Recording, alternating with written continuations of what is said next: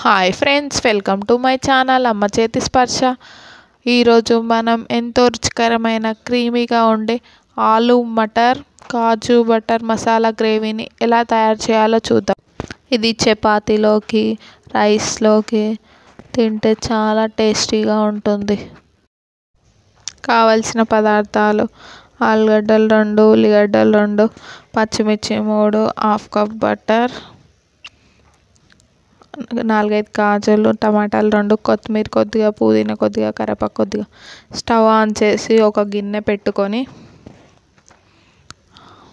1 table spoon oil వేసి ఉల్లిపాయల ముక్కలను వేసి దాన్ని గోల్డెన్ కలర్ వచ్చేంత వరకు వేయించుకోవాలి.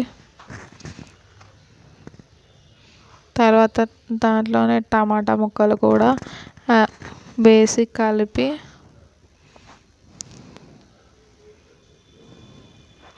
కొద్దిగా పసుపు, కొద్దిగా ఉప్పు వేసి కలిపి కుక్ చేసుకుంటే త్వరగా మెత్తగా అవుతాయి. తర్వాత కాజు కూడా 5-6 వేసి ఒకసారి కలిపి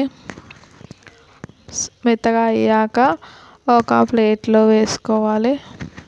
చల్లారాక ఒక మిక్సీ గిన్నెలో వేసుకొని 1 టేబుల్ స్పూన్ కారం, 1 టేబుల్ స్పూన్ ఉప్పు,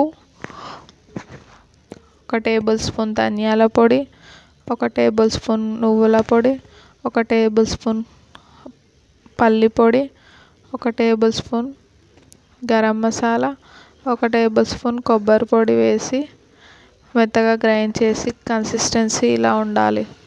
స్టవ్ ఆన్ చేసి ఒక గిన్నె పెట్టుకొని 2 టేబుల్ స్పూన్ ఆయిల్ వేసి హీట్ అయ్యాక జీలకర్ర, ఆవాలు, పచ్చిమిర్చి వేసి వేయించి తర్వాత మటర్, ఆలు ముక్కలు వేసి మెల్లగా కలిపి 1/2 టేబుల్ స్పూన్ పసుపు, ఉప్పు వేసి ఒకసారి కలిపి కరివేపాకు, పుదీనా వేసి ఒకసారి కలిపి 15 నిమిషాలు కుక్ చేసుకోవాలి.